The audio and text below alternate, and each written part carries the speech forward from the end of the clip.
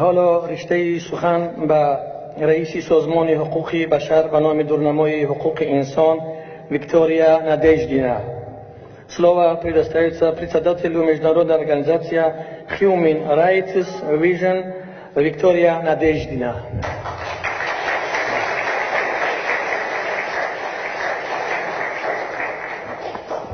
Добрый день. В первую очередь хочу выразить благодарность за приглашение. Для меня честь присутствовать на данном мероприятии. И хотела бы дать небольшой комментарий в сферы правозащиты, выполнения прав человека, связанные непосредственно с темой сегодняшнего мероприятия.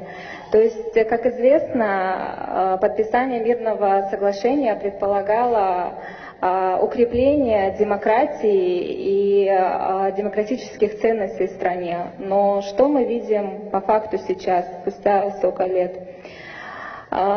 Только за прошедшие несколько месяцев произошло очень много печальных происшествий, связанных с нарушениями прав человека. То есть, если мы говорим о демократических ценностях и демократии, это предполагает выполнение, соблюдение и уважение прав человека, предписанных международными пактами. Но практически каждый день к нам поступают сообщения, в которых нарушаются такие фундаментальные и базовые права человека, как свобода слова, свобода выражения, когда за свободу выражения власти Таджикистана дают 9,5 лет тюрьмы, когда за разоблачение коррупционных механизмов приговаривают к 12 годам строгого режима, когда адвокатура и деятельность адвокатов полностью становится подконтрольна и зависима от исполняющего органа, когда очень много правонарушений происходят и в отношении, используя механизм Интерпола, когда таджикские спецслужбы прибегают к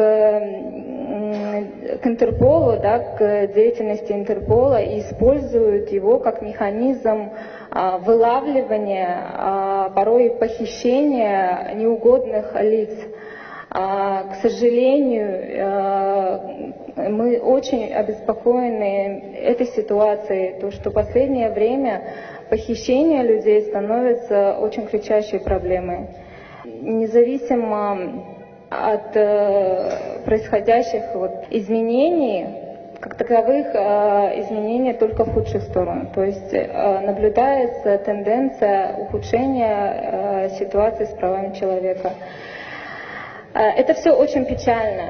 И как правозащитник я бы хотела пожелать, во-первых, выразить, с одной стороны, радость, наверное, в том, что вы, как представители народа, ваша партия не останавливается, не сдается, несмотря на все сложности и максимально сложные, трудные ситуации, в которые попадают непосредственно члены вашей партии. Но это радует, что, несмотря на все это, вы продолжаете свою деятельность, вы продолжаете отстаивать свою позицию, вы продолжаете защищать права простых граждан, права своих членов. И хотелось бы пожелать, чтобы тот принцип и та цель, которая изначально была поставлена во главу угла подписания мирного соглашения, то есть это укрепление и развитие демократии, чтобы это действительно